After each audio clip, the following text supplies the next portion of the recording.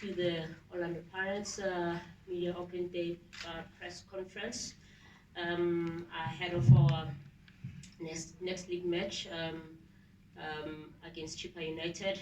And the first match with the resumption of the league after the FIFA break we've just had.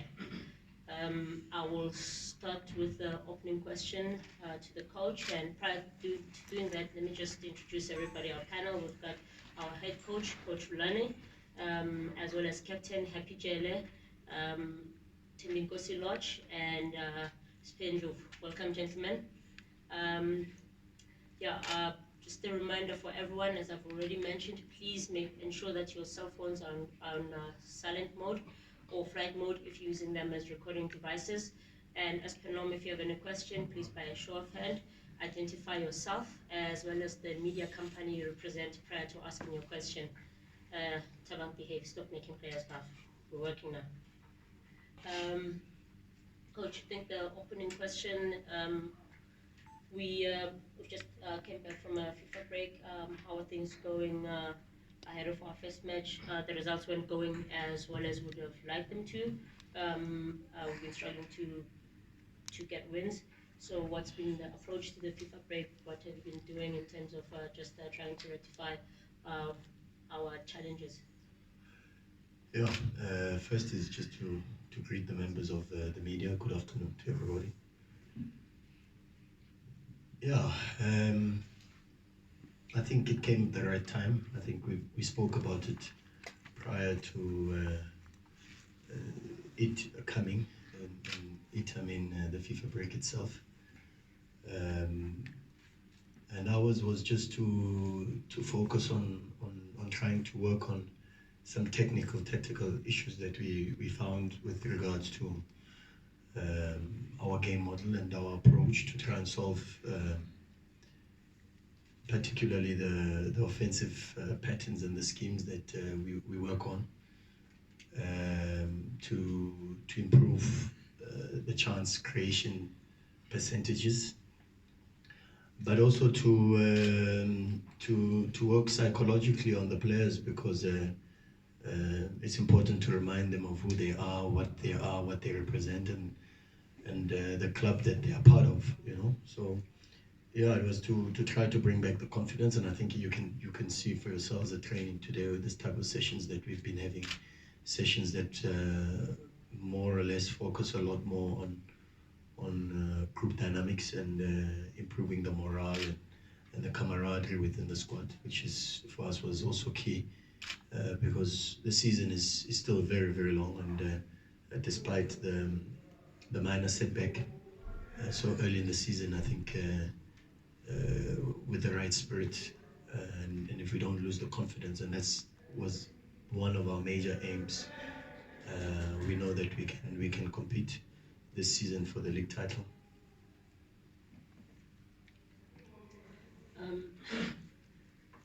We'll now open for questions from the floor. Do we have any questions? Please by show of hands. We'll start here. Mazola Molefe from Soccerclub.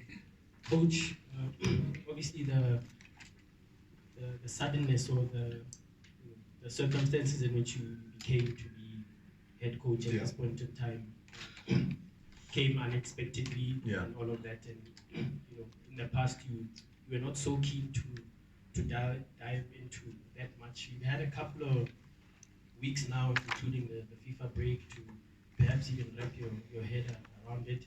Have you had chats within the club as well about the time you'll be given? Has that been made clear, or is this a season where you keep sort of looking over your shoulder if results don't go your way? Not at the least. I think Orlando Pirates is a club that values certain principles, and I try not to speak about myself a lot when you are in a position of leadership, particularly a position of leadership at Orlando Pirates. The position of leadership at Orlando Pirates is like being in the army. Yours is to serve, and part to serving is to think less about yourself and and put the team, put the supporters, put the institution first. You complain after, you ask questions after. Yours is to focus on the responsibilities that are at hand, and try to make sure that we win and we satisfy the supporters, because the expectations are high, and rightfully so. But at the same time, ours is to make sure that we manage the expectations by recreating the right environment that we used to have. And so yeah, it's not about me. I've said this, and I think the members of the media know. I could have been at Bafana, didn't go. Had job offers to go somewhere else to be head coach, didn't go, for Pirates. So if we speak about loyalty and about servantship, then the actions themselves should speak. You know, it's not for me to speak about looking over my shoulder or whatever, but it's just to continue to serve and help this great institution get back to where it belongs.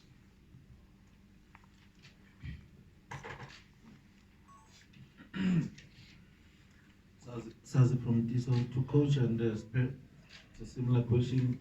How challenging it's been for you to integrate yourself into this team, and how confident are you to win the starting lineup more permanently? And to coach Rolani, same thing. How challenging it's been for you to bring in the new players into the starting lineup and be regulars? Greetings to you all, to dear people. It is very challenging from the pre-season, because normally it's a big team. You have no time to rest here. You have no time to relax. You know. So for me, coming from where I come from, Watchthe United, coming here, I've learned something, which is if you take another step up, it demands the next of you. So which means a coach here, so I had to put another effort from what I had. So basically now we are gelling together and getting there. Yeah, integrating the new players,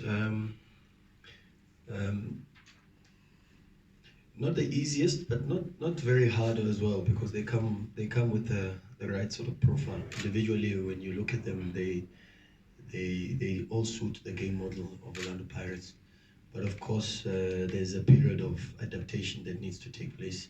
The environment is slightly different for all of them. I mean, we've got players that came from Bloemfontein Celtics, players that came from Maritzburg. So the transition is there, and the adaptation to the demands of the profile of the club is huge for them. So we've got to always try to support them. But also from a tactical perspective, they come from teams that played in different game models. Maritzburg play very different to how Orlando Pirates play.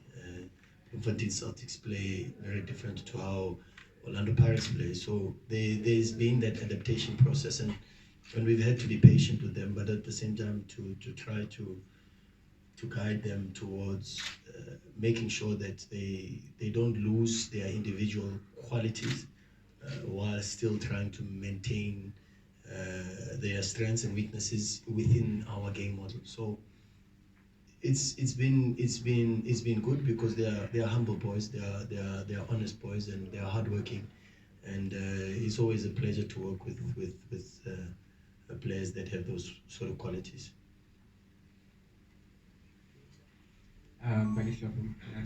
Coach, the last time you spoke after the game, you said you were going to work on mental issues, because that seemed to be more of the problem.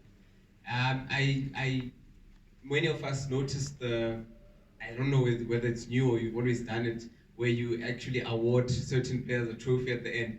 Is it one of the things that you've been working on, maybe just to give them that feeling of what it feels like to actually win a trophy, so that they can also actually go on and seek real trophies which are still out there? Yeah, but they've just come from, the group has just come from a very good win against Kaizer Chiefs in the Carling Black Label Cup.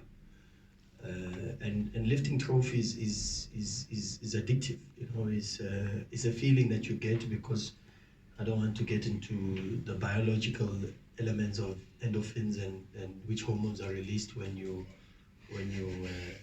achieve certain success, but because of that sort of feeling, you then are addicted and you want more of that. And the same thing happens with the technology and the addiction that society faces with smartphones. Is the same thing that happens to footballers or sportsmen when they win. And that becomes addictive. But we've tried to work on that, not just by talking about it and showing videos on it and looking at international trends, because we work a lot on that aspect, but also on the pitch to try to improve the competitiveness of our training sessions. And at the same time to also make players understand that the product is the result of the process. So the lifting of the trophy is not just the lifting of the trophy. That's the byproduct. That's at the end. The most important thing is the process. And the process is what we are going through at the moment, but you've got to try and take them through those stages, simulate these sort of environments so that they get comfortable in difficult environments and in environments where they know that they've got to produce results. But once you've simulated them and they find comfort in that, it becomes a little bit easier for them to adapt to those situations during game time. Minate from Newsroom Africa. Just to build on that, Coach, was it a change of approach in terms of communication, maybe using language differently, or maybe allowing the players to express themselves more and trying to, as you say, get into that mental state, to break into their mental mind? Was it change of patterns maybe that with the FIFA break, did it give you an opportunity to change things a little bit and try to, to be one with them and get into their mental state? Unfortunately, I know them very well and they know me very well. And we haven't changed much because I think the game model was built by all of us. We all contributed to how Pirates have played over the last couple of seasons, and not much has changed. Just to remind them of who they are, what they are, and the qualities that they possess. And I think that's what we've tried to do. We've tried to also remind them of certain patterns of play. Try to work on new ideas, particularly with, like I said, within our offensive scheme, because we've stabilized the ship. We've kept 2 clean sheets. Last season was a big problem for us with clean sheets, and already we've kept 2 clean sheets in the last 3 matches. And we know that we could have won all 3 of the games. We know we could have won. We dominated. I mean, against Golden Arrows, 71% ball possession. So the trajectory, as I said last time, is upward, and it's positive. And we believe that if we continue to work hard, we will get where we deserve to be, because where we are at the moment is not a reflection of the quality that we possess in the squad, and we know that. So we don't change much. It's just a consciousness to come to training and be consciously aware of who we are and what we're about. Support one from ENC. The coach just answered the question that I was going to, just a little bit. But to the captain, Happy, I mean, looking at how the team finished last season, finished very strong, and the expectations were obviously high. I mean, looking at the team, I think most of the players are the players from last season. He mentioned the coach in terms of you guys playing very well, but is it a mental thing from the players? Do you understand the philosophy that Coach Rulani wants you to understand? Good afternoon, guys. To answer you, I think the past season we did well, and at this stage, it's one of the phases that we need to go back and be on the drawing board. It's to rectify some of the mistakes that have been done. So at this point in time, this past 2 weeks, we've been working on that, and all of the guys are prepared now. They know how to put more effort. They know where we did our mistake. So yeah, like the coach said, we dominate some of the games, but we didn't get results. So it's some of the things that we need to work on. So, and we did that. So we'll see this coming next game.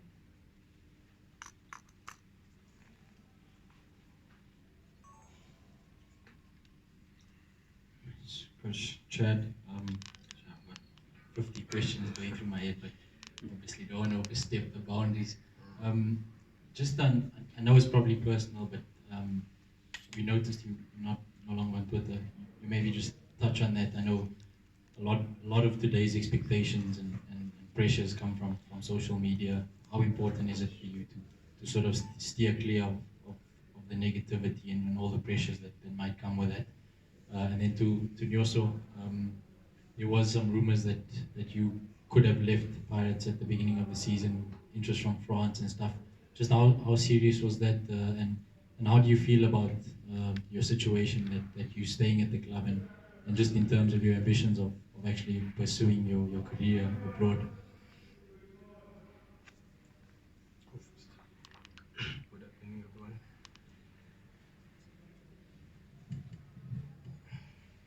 Yeah, I think I had the offers from overseas, but I think the offers were not good for both the team and me, But yeah, I have a contract with Paris, so I have to focus and play and do my best, I've had some coaches telling me that I have to score and do what, I've done my part this season, I don't have to prove anyone. I just have to play my football and help the team to win games.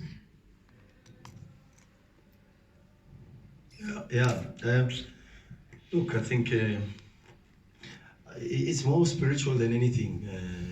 It was not about trying to evade the criticism and the noise, but coming from a very religious background, one thing that I've always believed is, and I always tell the players, I say, in certain situations, what would Jesus do? Growing up, I used to have a little wristband that had "What would Jesus do?"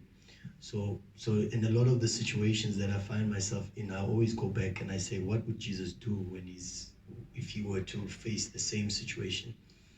And one of the biggest things that Jesus always did, and I don't want to get religious on you and sound like Steve Compella maybe, but the reality is he would find silence. He would find silence. He would go up you'd leave his disciples at the bottom of the mountain and go up on top of the mountain, and he would find silence. And whenever there was a ruckus and noise and instability and a lot of, and probably one of my favorite verses in the Bible is when God commands us and he says, "Be still and know that I am God." So for me, I try to block out the noise and try to focus on the task at hand, and not necessarily about avoiding criticism. It will always be there. We'll win games and we'll still be criticized. That's the nature of the beast, and you've got to accept it when you work in an environment such as Orlando Pirates. But like I say, it had nothing to, it's just more religious, and it's for my own sanity and for my own peace. Any further questions? Let's look at the gentleman with the cap. You're noted, and Colin Hans from Northwest FM. Coach, to you, we know for the fact that a team of this magnitude will always have clear-cut mandates. What is the specific mandate for you this season? Oh, well, the mandate comes with the culture and the expectations of the institution. They are unwritten, but the reality is, like we say, the expectations when we started the season were high. The expectations were to maintain the style of play that we've had over the last couple of years, or the last 2 seasons, but at the same time try to transform that also into winning matches, more matches than we won last season, and that's what we focus on. trying to improve our home record, win more games than we drew at home, win more away games than we won last season, and try to do better, which means also try to make sure that we lift silverware, which is important, and we know that, and we don't hide from that. It's a responsibility that you carry the moment you don the black and white jersey. And it's as a kid coming from Orlando, having been in the change room at Orlando Stadium as a kid, before even it was renovated for the Commonwealth Games, I think I know the history and I know what the expectations are in the township for this club by the supporters. And the players know that too. So, and like Nyoso just said, ours is just to focus on that and make sure that we do the best that we can for this institution. Jed, I see you trying to sneak in an extra question. Noted. Zachary from Sun as a coach. Micho left the team a few weeks ago and he has won a cup in Egypt. And as a friend and as a colleague, have you had a chance to congratulate him or speak to him? Yeah, I've sent my congratulatory message. He's received it, and yeah, we celebrate with him, and we're proud of his achievement, and I think I speak for the entire institution. We were raised as people that understand that the cake is big enough for everybody, and celebrate other people's successes and achievements, because there's enough for everybody, you know. So we do not have any form of resentment or ill feelings or hard feelings. When people do well, we are the first as an institution to congratulate them, especially because once you are a Pirates person, you will always remain a Pirates person. And when he does something well, we congratulate, and even if he goes through hardships, we will also still support, you know. So that's the type of people we are, and that's we try to be good human beings and try to have good hearts, and yeah, we have done that.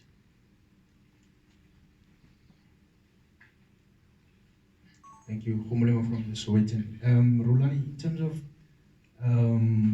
the past 2 weeks that the team has been off not playing, what are the engagements that you've been having with the chairman? You know, what are some of the words that he's shared with you, you know, about, you know, taking on this journey that now that you've had time to reflect? And can you just touch on the issue that you mentioned about Bafana? I remember last year Stuart had mentioned something about inviting you. So are you saying, is this a recent one with Molefe? Can you clarify that? Yeah, first question about the chairman. I have my discussions with the chairman. I keep them very low key and very close to my heart, because they are not football discussions per se. So I don't divulge too much about it, and I'd like you to respect that, because I think they go beyond football, you know, and some of the things it's a lot better to keep between myself and the chairman, and between myself and the management also, because there have been discussions, but it's for us as the people involved in those discussions. Not the recent one, no, but I mean it was out there in the media. It was out there in the media last season already, with Stuart, and with Safa, with the under-23s, with possibly other head coaching positions. But like I say, I am Orlando Pirates until Orlando Pirates says I am no longer Orlando Pirates. I am here, and I don't say that because I say it. I say it because I mean it. You know, I grew up part of this club. I feel this club. I feel the pain. I feel the ecstasy, the joy, the celebrations, and I said to the players, even the last time, I said, I'm prepared to be thrown into the fire if it means that's what's best for this club, then so be it, you know.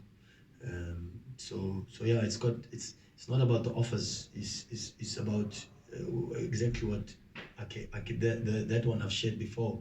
What the chairman has said, that the moment finds the man, and when the moment came, it found me, and I didn't find the moment, you know.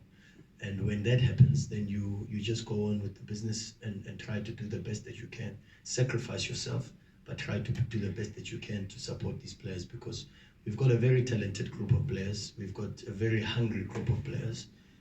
We've got a very ambitious group of players, but at the same time, we've also got a very strong technical team. Our technical team is a technical team that we work very well together. We've got experienced minds.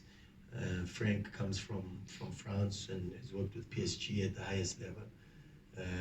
Fadlu, you know, his reputation in South Africa speaks for itself.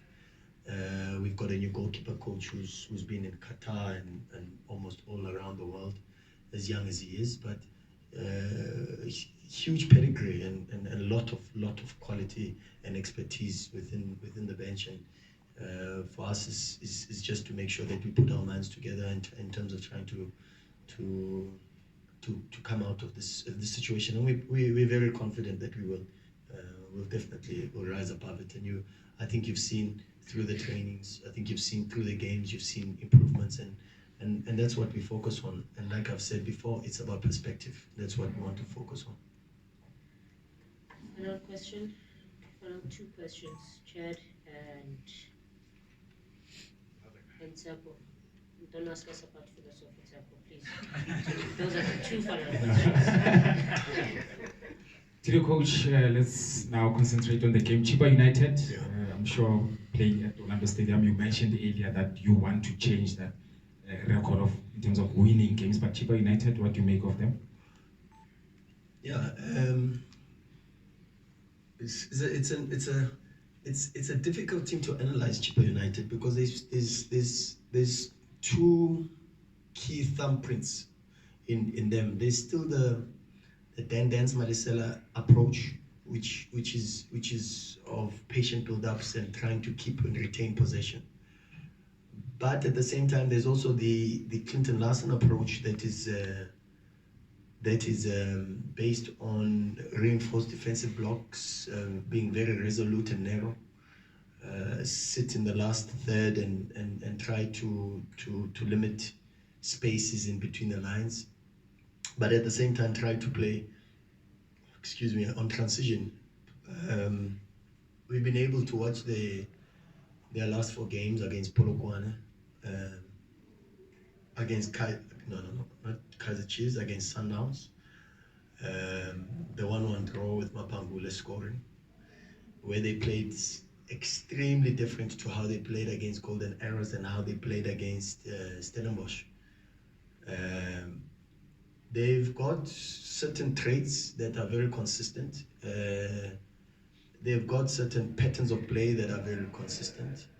They've got a lot of strengths. If you don't look after Ulerato Manzini, if you don't look after Rulani Manzini, who they use as outlets on the transition, particularly if your rest defense is not proper, and then they look to stabilize the midfield with Komani or Teshas and Mapangule, depending on how they play with the other 2 that plays just behind the front striker.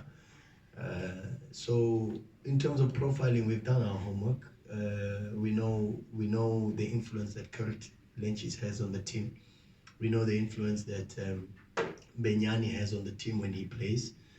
But they play a little bit different to, when they have William Twala or when they have Jomo Rachale on the pitch, as opposed to when they have Ukert and Mbenyani playing behind Manzini. So, but they are very consistent with their back 4. The back 4 is in fact the back 5, because Tinyam has played all the games.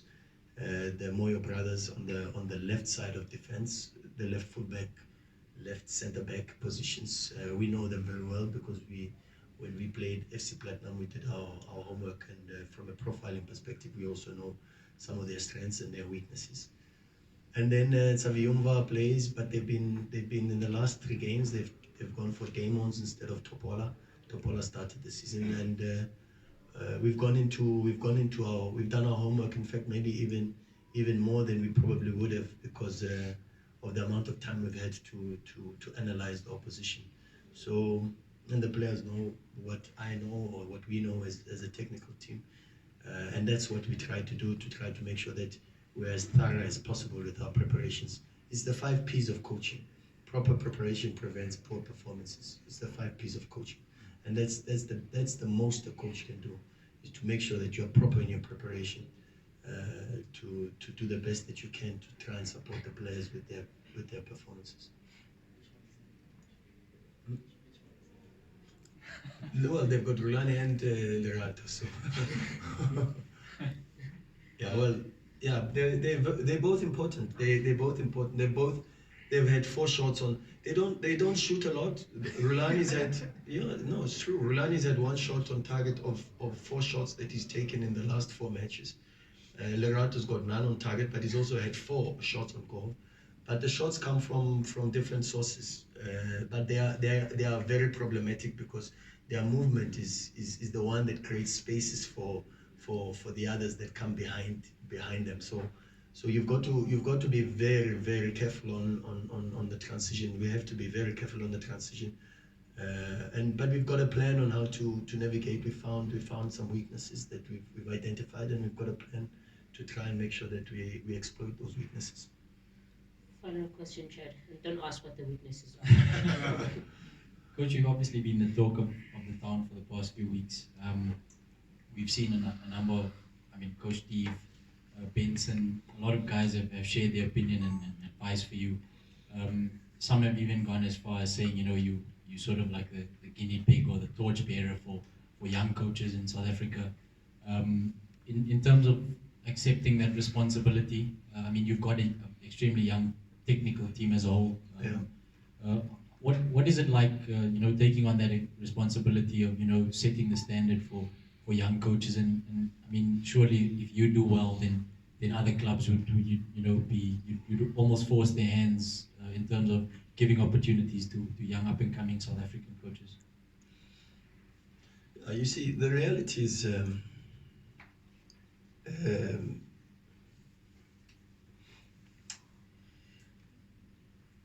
I don't want to. It's difficult because it's a huge responsibility, but it goes beyond football, and I've spoken about this so many times. Football is a microscopic reflection of society, and if you look at society as a whole, how many young leaders are put into top leadership positions? We can go into the business space, we can go into the political space, we can go into any form of leadership roles. Just a couple of days ago, we Africa as a continent paid its last respects to former Zimbabwe President Mr. Mugabe at 95. But 5 years ago, he was still the president of Zimbabwe. And that is reality. The reality is that we are not a nation that is or has accepted that there is leadership potential in its youth. And unfortunately, because of that, and the late Nelson Mandela used to say that a nation that doesn't take care of its youth is doomed. But the youth also have a responsibility that when given roles of leadership, they do not disappoint and fumble. And unfortunately, like you've just said, you can call it being a guinea pig, you can call it being a trailblazer, because there's 2 ways to look at it. You can be the sacrificial lamb, or you can be the one that goes and says, there's a forest here, but there's no trail. So I walk in and I create a trail so that others may follow. It's a norm in most European, top European football countries. Mourinho, at what age did he get his first job as head coach of Benfica? How was his first job? No, not smooth sailing. Mourinho struggled a little bit. Pep Guardiola started at Barca, coming from Barca B. How young was Pep Guardiola? And if you read his book and There's an abstract that comes out when he was sitting in his office analyzing the first 3 games, and I think he had lost 2 and drawn 1 in his first stint at Barca. And Iniesta walked into his office and said, "Mister, don't change anything. You know, continue to believe in the way you work, and things will come right." And Mourinho and Pep today sit as having won more trophies than any other coach, but they were given opportunities at young ages. The excuse society makes is young people are not experienced enough. But where do young people gain the experience if they're not given the opportunities? I'm more experienced now than I was a month ago. I believe that I'm stronger, I'm wiser, and I'll still be stronger and wiser with more experience, with more games, with more leadership, and it doesn't end here. But platforms need to be created, and I don't call Julian Nagelsmann, for an example, Jurgen Klopp and Mainz, for an example. These are coaches, Roger Schmidt, who was at Leverkusen. These are coaches that we call technocrats. They don't belong to the norm. They don't belong to the norm. Jose Mourinho doesn't belong to the norm. He's an abnormal case study because he didn't play professional football, started coaching at a young age. So unfortunately, when you have that, it's very difficult because you also don't have a reputation to fall back on. There's no name prior to you having served or in whatever capacity. Sometimes when you play professional football, it's a little bit easier because when you coach and things don't go as well as you probably would like them to, you've got your name still and your reputation as a footballer to fall back on. And when you're an alien, and I consider myself an alien because I don't belong to the norm, it's abnormal that you find a coach like myself. It's abnormal in South Africa. It's abnormal to find a Mourinho and Arsene Wenger didn't get to the highest level, but gets opportunities to coach. But when you have that, again, like I say to you, I always refer to religious spaces when I want to find comfort. I say to myself, to whom much is given, much is expected. And when you're an alien, you must know that there's a lot that's been given to you because it's not normal for you to get those blessings and those privileges. But the reality is it comes with huge responsibility and lots of expectations. And unfortunately, you carry the responsibility of carrying so many other thousands of young coaches, up and coming young coaches or technocrats behind you that are saying, create this trail so that we can also maneuver our way through this forest. And that's what we try to do. Thank you. On that note, we've come to the end of our presser. We'll break for one-on-one with the coaches, with the players, talking over here. We'll have one-on-ones with